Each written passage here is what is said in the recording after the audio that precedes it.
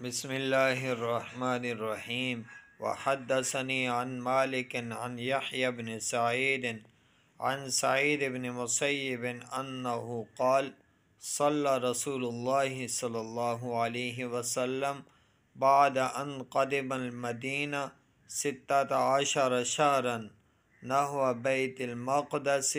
ثم حولت القبلة قبل بدر شہرین۔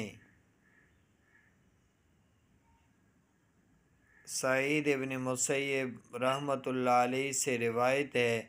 کہ رسول اکرم صلی اللہ علیہ وسلم مدینہ منورہ میں تشریف لانے کے بعد 16 ماہ تک بیت المقدس کی طرف رخ کر کے نماز پڑھتے تھے۔ پھر جنگ بدر جو 17 رمضان 2 ہجری کو ہوئی، اس سے 2 ماہ پہلے قبلہ تبدیل کر دیا گیا۔ آپ صلی اللہ علیہ وسلم نماز میں تھے،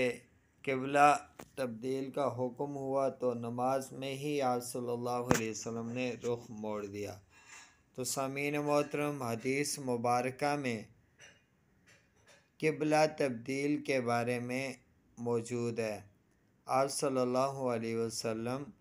پہلے خانہ کعبہ کی طرف رخ کر کے نماز پڑھتے تھے، پھر وحی نازل ہوئی کہ مسجد اقصیٰ کی طرف، بیت المقدس کی طرف رخ کر کے نماز پڑھیں، تو پھر آپ صلی اللہ علیہ وسلم بیت المقدس یعنی مسجد اقصیٰ کی طرف رخ کر کے نماز پڑھتے تھے۔ تو بیت المقدس کی طرف 16 یا 17 مہینوں تک رخ کر کے نماز پڑھا، لیکن آپ صلی اللہ علیہ وسلم کی خواہش تھی کہ بیت اللہ کی طرف ہی رخ کر کے نماز پڑھوں، تو اس بارے میں پھر وحی نازل ہوئی، فرمایا کہ اب بیت اللہ کی طرف رخ کر کے نماز ادا کریں۔